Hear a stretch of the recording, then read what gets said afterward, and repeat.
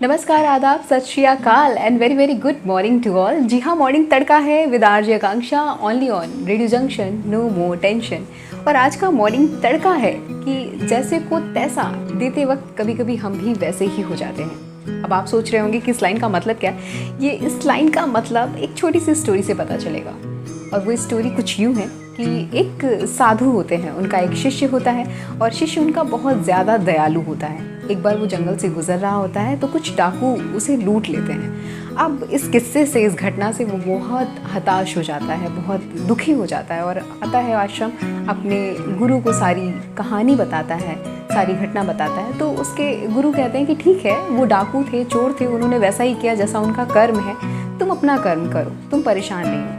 पर जो शिष्य था वो कहाँ मानने वाला था। उसके अंदर तो प्रतिशोध की ज्वाला भड़क रही थी। अब वो कह रहा था कि मैं उससे प्रतिशोध ज़रूर लूँगा, वो जहाँ भी दिखेंगे मैं उनसे बदला ज़रूर लूँगा। गुरु ने बहुत समझाया पर वो नहीं माना। दिन ब दिन शिष्य का जो प्रतिशोध था वो बढ़ता गया, वो प्रतिशोध की अग्नि में जलता गया। अब गुरु को इस बात की चिंता हुई और उन्होंने सोचा कि इसको ठीक करना चाहिए। ये जो अग्नि है, ये जो बदला लेने का जुनून इस पर सवार है, इसको उतारना बहुत ज़रूरी हो गया है। तो वो क्या करते हैं कि उसको एक नदी के किनारे ले जाते हैं और कहते हैं कि तुम दूर खड़े होकर सिर्फ मुझे देखना और आज जो भी काम है, पानी भरना, जो भी करना है वो मैं करूँगा। तो ऐसा होता है और गुरु क्या करते हैं कि जैसे ही पानी भरने चलते हैं तो वो देखते हैं कि एक बिच्छू होता है, वो डूब रहा होता है लहरों से। तो वो चाहते हैं कि चलो इसकी मदद करी जाए, इसको बचाने की कोशिश करी जाए। तो वो एक पत्ता तोड़ते हैं और उसको सहारा देने की कोशिश करते हैं। पर बिच्छू तो बिच्छू, जैसे ही वो पत्ता नदी में डालते हैं, उसको सहारा देते हैं, वो तुरंत आकर उन्हें डस लेता है, उनको डंक मार देता है। गुरु के हाथ में दर्द होता है, वो उस दर्द से उनके हाथ से वो पत्ता छूट जाता है और फिर से जो बिच्छू होता है वो डूबने लगता है। ऐसा वो कई बार करते हैं, कई बार उसे बचाने की कोशिश करते हैं और कई बार वो उन्हें डंक मारता है।